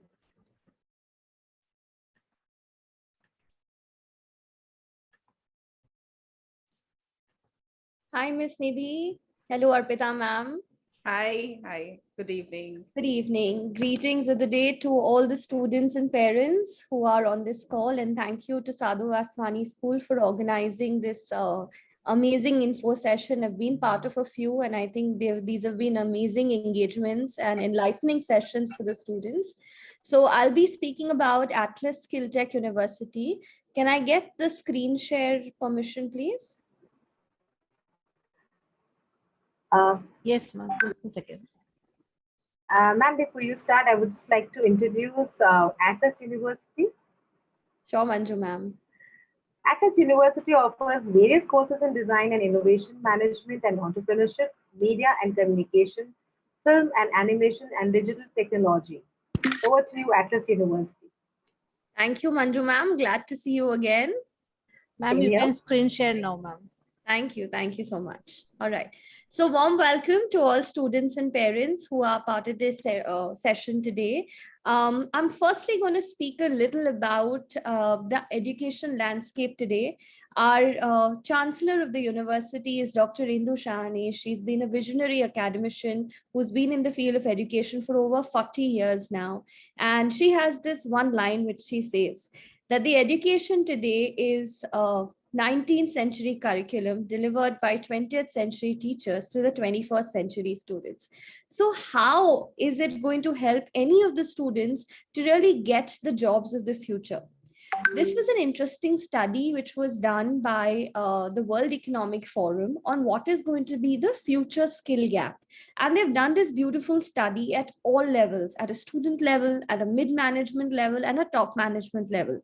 So you're always going to be requiring to pick up skill sets, to upgrade yourselves, and identify new skill sets. As a student, while you may be requiring numeracy and IT skills, even as a mid-management, you have to upgrade yourself in the form of critical thinking, communication, and so on. And in that respect, this lifelong learning process is something that we all will be going through. The future of work is also going to be a race, which is going to be between technology and education, right? And we're going to constantly battle this, day on day. And that's where, it's really important that we pick up relevant skill sets, which are important in today's day and age. I'm unable to. Is the presentation visible? Yes, ma'am. Yes. Fine. Sorry, I'll just continue. So these are certain job roles which are currently on a decline. I just want to highlight that, we all need to understand where the skills of the future are going to be. So whether it is, accountants, general clerks, door-to-door salespersons, even bookkeeping clerks, the job roles are changing towards the future. Imagine in these 2 years of COVID, there was no door-to-door salesperson knocking on our doors. The jobs of accountants have been automated completely. So where are skill sets required? These are some of the emerging job roles of the future. So whether you want to be a data analyst, you want to do digital marketing and strategy, or business development, project management, risk management, and design. I heard somebody was here for landscape designing. That's the jobs of the future that we're looking at. And it's very important that we as students start picking up relevant skill sets which will help us to pick up these jobs. The world that we're living in post the COVID landscape has really changed. We're living towards a gig economy. So people are not going to be employed in the future to only one job. You're going to do multiple jobs. You're going to do a job and have your own business. So that's where the future is going to be, and you have to be agile and adapt to these changing trends. In this respect, I'd like to share a little about our university. This is Atlas Skill Tech University. We're based out of Mumbai. We're in the heart of the city at PKC. And this is India's first transdisciplinary skill tech university. So the students over here, we are listed both on UGC as well as AIU. We've been in existence for quite some time. You would have heard about us in the formats of ISD WPP, ISME, and these have been private institutions offering diploma courses. And over a span of time, we've had every year 2,500 students studying with us. The programs that we're offering are powered also by the new education policy of the Government of India, which means you get a lot of focus on choice-based learning. So you can be a management student and pick up a design module, or a film student who's also doing a management module. And that's where the beauty of learning now is. We have community projects, industry integrated projects with them coming and giving your live projects and case studies to work on. Incubators and startup projects are where the students get an opportunity to start their ventures early on in their programs. You don't have to wait to graduate to start up something of your own. And international exposures is something that you again get through our programs. Another interesting stat by the World Economic Forum, and it's a very startling statistics that we must all look at. With the increased use of technology, 133 million new jobs are going to come up in this year of 2022, which didn't exist earlier. I think it should give you enough thought on where the jobs of the future are headed, right? And these are therefore our 5 founding schools at the university. We have the School of Design, the School of Management and Entrepreneurship, School of Media Communication, School of Film, and School of Digital Technologies. I'm going to spend a minute on each of these schools and give you an idea of what their programs are like. This is where we're located at Equinox Business Park. This is an entire corporate campus. We have an independent 7-story building. It's in a corporate park, which means all leading companies are just around the corner to offer you all internships and placement opportunities. That's what your campus looks like. Seminar halls, libraries, tutorial rooms. The skill tech component is delivered through rapid prototyping labs, media centers, coding labs, and fintech labs. So learning is transdisciplinary in all of its approaches. We then also have a multi-sport turf and a food hall and cafeteria on this campus. Let's also understand that Mumbai is going to be your lab. We are the design and business capital of India, which means you're going to get access to some of the best experts in the industry. The campus by design has been chosen to be on a corporate park to enable real world learning opportunities and close proximity to the industry. So post your lecture hours, if you want to pick up freelancing opportunities, understand how the gig economy works, then you can also do freelance opportunities after your class hours. The academic approach is very simple. We're focusing on a future face skill tech education where each of your students get a liberal focus. So while you're doing your course and you're building your depth in it, you're also picking up electives and building your breadth through additional modules which you can pursue. These are again some of our international tie-ups with universities abroad for summer schools, winter schools, master's progressions. So students, while you all are in grade 8, 9, 10, and 11, it's really important that you all upskill yourselves even now and pick up relevant modules which you're interested into. So you all can do MOOCs, which are massive open online courses. So Coursera, MIT, all of these are offering them. Some of these universities like LSE and King's also offer online summer school modules. So if any of y'all are interested, I think it will be a great opportunity for y'all to enroll. The curriculum that we are offering at Atlas is co-created with these leading universities. So you don't really need to go abroad so early. You can get an opportunity to study in India with a global focus and a global curriculum as well. Post your graduations, these are some of the universities where our students have got their acceptances. And here are some of the industry stalwarts who are on our advisory board, also enabling that the skills which you all are studying in your curriculum are easily transferable from an industry perspective. So they don't have to retrain you when you go out in the job world. What you come with as skills can easily be applied in the real world format. This has therefore helped us to get our students amazing placement opportunities at companies like these. Going forward, many more have been following suit. And every summer will also open a world of opportunity. So whether you want a job or an internship or a summer school program or an internship, or if you have a startup idea that you want to explore, then you can do all of that through your summer modules. At our School of Design, we have a 4 years Bachelor of Design, which is in product design, communication design, fashion design, interior design, and so on. You can see the fee structure also on the screen for your reference. Our admission processes entail a 4-step process. You need to first fill in the online application, upload your documents and appear for the DAT test, which is the design test. You'll then be called for an interview, and finally your results will be announced. At the School of Film and Animation, we offer 2 programs. There's a Bachelor of Arts in Film Production, and there's a Bachelor of Vocation in 3D Animation and Visual Effects. Again, the admission process here for the film school, you will have an online aptitude test, followed by a film project, and then a personal interview basis, which will evaluate your applications. At the School of Management and Entrepreneurship, we offer a BBA in both management and entrepreneurship. It's a combined course, and in similar process here as well. Fill in the form, appear for the business aptitude test. Here you'll go for a collaborative assessment, which is like a group discussion format. So I saw, there was a faculty at in the earlier segment who had shared the process for an MBA program. A similar process applies even to a BBA program. And then there is a personal interview finally. The last final program that we have is the Bachelors of Arts in Digital Media and Advertising, again a 3-year degree program.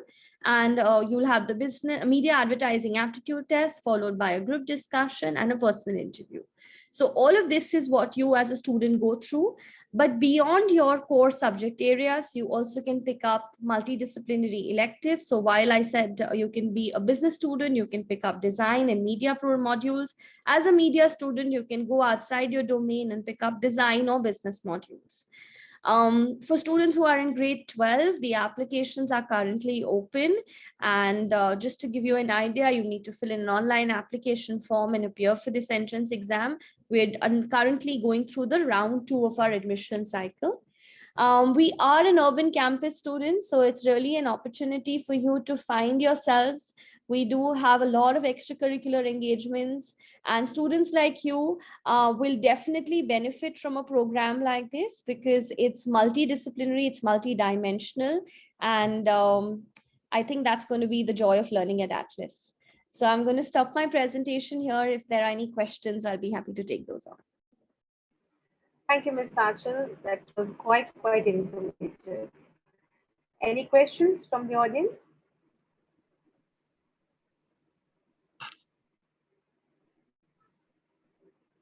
All right, we'll be sharing the email ID. Ma'am, of Nedilia has a Atlas. question, ma'am. Sorry. All right. Nedilia, please unmute yourself. Yes, ma'am. Ma'am, for animation, what stream should we take first after 10th? So you're in the 10th standard currently? No, ma'am, 8th standard, but I want to become an animator, 3D animator. Lovely. So Nadila, you can look at, either a commerce stream or an art stream. For us, we don't really determine, which stream we're looking at, because with each stream that you're coming in, you bring in a different form of expertise. So we even have science students who are coming to us into a film program. So it's entirely up to you what you really want to pursue. But from my, suggestion, commerce or arts would be an ideal stream for you to look at. Okay, ma'am. Ma'am, on Walt Disney Animation Studios official website, I read that physics is also used for animation. Correct, So, correct. MPC, can I take over? Absolutely, you can. You can, but see, not every aspect of animation requires physics. So if you want to go into a specific field in animation, like you're mentioning the Disney one, you might require physics there. But whatever modules are required, even in the film program, we will teach you that. Okay, ma'am. Yeah? Thank you, ma'am. Not a problem at all. All the best. Thank you, ma'am. Any other questions? All right, we can share the email ID of Atlas University with our students so that if there is any query, you all can very well handle them. Thank you, Ms. Ashil, for your valuable time. Thank you, ma'am. Thank you. Kindly accept this virtual card from our side. Thanks a lot, Anchal. Thanks for being with us and guiding our children. Thank you. It was an absolute pleasure, and all the best to the students of Sadhu Vaswani International School. Thank you, ma'am. Now I request Ms. Sajna Ramchandrani to give us a vote of thanks. Thank you, Manju ma'am. A very good evening to all present here. On behalf of Sadhu Vaswani International School, I would like to extend my gratitude to all the esteemed guests and our alumni who have taken time out of their busy schedules to attend this career guidance session. Thank you for guiding our students and throwing light at the different challenges and opportunities that you have experienced. I'm sure the students are more clear about their career options than before. Thank you, parents, for taking time out to attend this session. And of course, heartfelt gratitude to the entire team at SVIS who put this together and made it happen. So students, the struggle you are in today is developing the strength you need for tomorrow. Work hard, dream big, and never give up. Have a pleasant evening. Dada Sham. Students, we have posted the link also. Please give your feedback. Yes, please don't forget to put the feedback. Thank you, Manju, and thank ma'am. you. Yeah, thank you, Manju and Sarjana ma'am, and the events and the ICT team for conducting the career guidance session. Thanks for picking up all the eminent speakers and putting it in front of the children. I hope, children, you have got some insights about the careers which you have to choose. We tried all our best. You can share the feedback. Thanks a lot. Dada Sham. Dada Sham.